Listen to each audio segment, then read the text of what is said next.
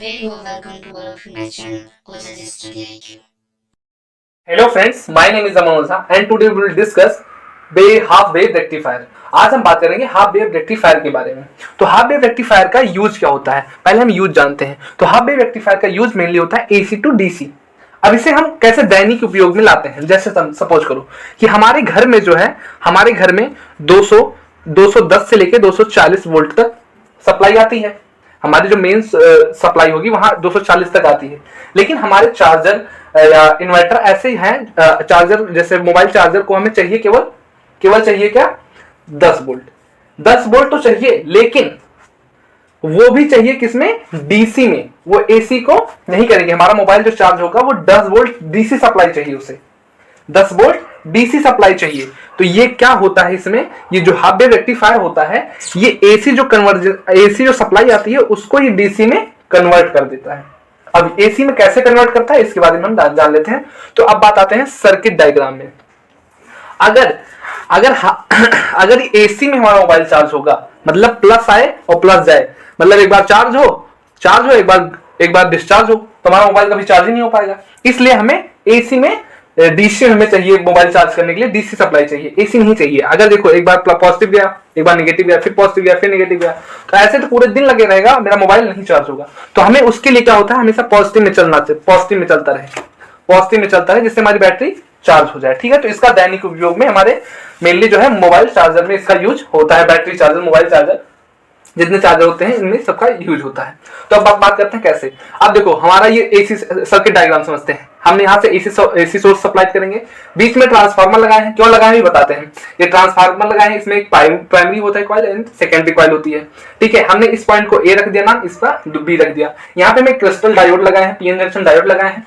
यहाँ पे हम एक लोड रेजिस्टेंस लगाए हैं और यहाँ पे हम इसका वोल्टेज मेजर करेंगे। ठीक है, आउटपुट वोल्टेज मेजर करेंगे, यहां से हम इनपुट वोल्टेज जो है देंगे। अब इसका यूज क्यों किया, देखो ये जो कॉइल है ये बड़ी है, मतलब यहां से 210 से 240 आएगा, 240 आएगा। तो पहले तो इसे स्टेप डाउन ट्रांसफार्मर, मतलब ये डाउन कर देता है। स्टेप डाउन मतलब कम कर देना। तो ये जो ट्रांसफर है, ये पहले जो वोल्टेज ज्यादा आते हैं उसको पहले तो डाउन कर देगा, डाउन करके फिर पीएन जंक्शन डायोड में भेजेगा। इसलिए ये जो कॉइल है, ये प्राइमरी कॉइल बड़ी है और सेकेंडरी कॉइल छोटी है। तो ये स्टेप डाउन ट्रांसफार्मर यहाँ पे यूज करते हैं, जिसके कारण से हमें ये डाउन कर दे। ठीक है, अब बात आती है, इतनी चीज डाउन लगाते हैं। ठीक है, स्टेप डाउन ट्रांसफार्मर का इसमें यूज करते हैं। ये वर्क कैसे करता है, अब बात आते हैं इसके बारे में कि एसी टू डीसी फिनोमेना होता कैसे है। तो एसी टू डीसी कैसे कन्वर्ट होता है, देखो यहाँ एसी सप्लाई आई, मतलब पॉजिटिव साइकिल आया, नेगेटिव साइकिल आया। एसी सप्लाई आई तो मान लो सपोज करो कि पॉजिटिव साइकिल आया, तो सपोज करो कि ये जो है टर्मिनल प्लस हो गया और ये अज्यूम कर लो कि टर्मिनल माइनस हो गया।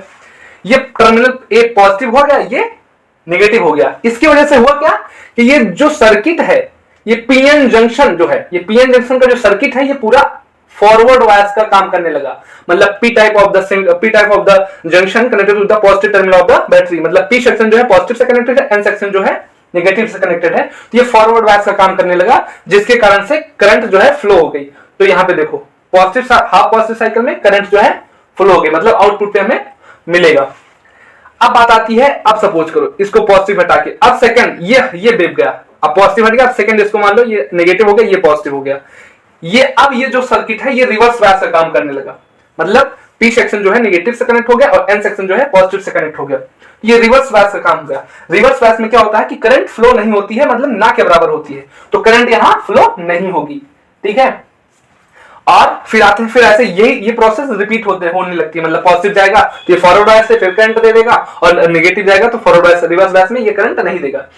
ठीक है, तो ये देता है। अब बात आती है कि ये क्या देता है कि हमेशा ऐसे कांस्टेंट रखता है, नहीं, इसमें वैरी होने लगते हैं। जैसे 10 है तो ये हमें 10 ही नहीं देता है, 10 नहीं देता है, एग्जैक्ट वैल्यू नहीं देता। जैसे 10 ही चाहिए तो 10 ही नहीं देता है, इसमें 10 केवल एसी टू डीसी कन्वर्ट कर देता है, एसी टू डीसी कन्वर्ट कर देता है, एसी टू डीसी कन्वर्ट कर देता है। जैसे 10 चाहिए तो स्टेप डाउन से हमने कम कर दिया, उसमें 10 देगा, फिर 11 दे देगा। थोड़ा मोड़ा फ्लक्चुएशन रहते हैं, मतलब जो रिवर्स बैच में उसमें तो थोड़ी मोड़ी करंट जनरेट होगी, तो हल्की फुल्की यहाँ पे करंट जनरेट होती है, लेकिन वेव फॉर्म में इसे ऐसे रिप्रेजेंट करेंगे। ठीक है, अब ये दूरी कौन करेगा, मतलब कांस्टेंट करने के लिए कौन करेगा कांस्टेंट टोटली, वो करेगा तुम्हारा जर्नल डायोड जो है वो टोटली कांस्टेंट कर देता है। मतलब 10 चाहिए तो 10 ही देगा, वो एकदम एग्जैक्ट 10 चाहिए हमें तो 10 ही देगा। लेकिन ये जो होता है केवल AC टू DC कन्वर्ट कर देता है बस, मतलब करता है। और स्टेप डाउन ट्रांसफार्मर से जैसे 210 आ रही है तो यहां से हम पहले बात तो कम कर देंगे, तो 10-15 यहाँ पे भेज देंगे, 10-15 यहाँ पे, तो लास्ट में जो मिलता है हमें 10-11, 10-11, 10-11, 12